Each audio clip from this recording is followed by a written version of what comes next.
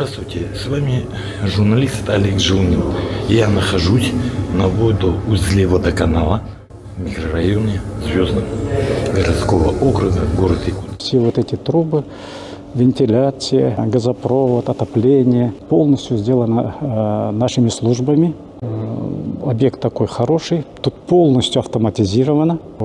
Здесь раньше было озеро, мы выкачали вот это озеро полностью вынули грунт 38 тысяч кубов, забили сваи 19 метров в обсадных трубах диаметром 630, да? Все обратно засыпали сухим речным песком полностью.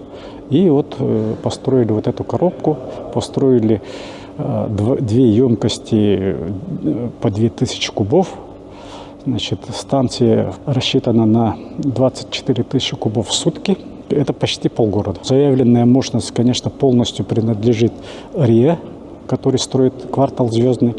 Но я думаю, здесь все-таки в любом случае останутся мощности. У нас данный водоузел строится в рамках договора техпресса, который мы в свое время заключили с водоканалом в рамках обеспечения полностью всей инфраструктуры данного микрорайона. Денежные средства у нас получат это федеральные и БК. То есть у нас, скажем так, здесь полное инфраструктурное меню применено, и мы его максимально освоили по большому счету.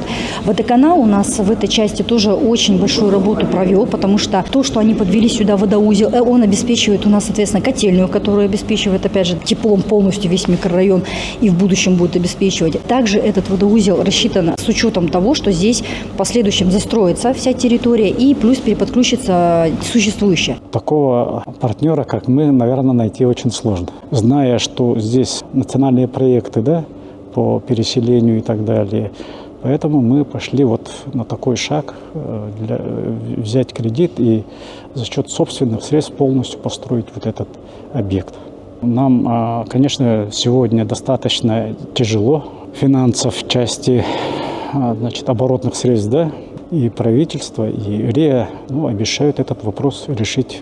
Назначил он открытие на 22 же декабря, да? Решение как бы на ввод мы получили 30 сентября. После этого, конечно же, были пусконаладочные работы. Вода отсюда подается уже по постоянной схеме.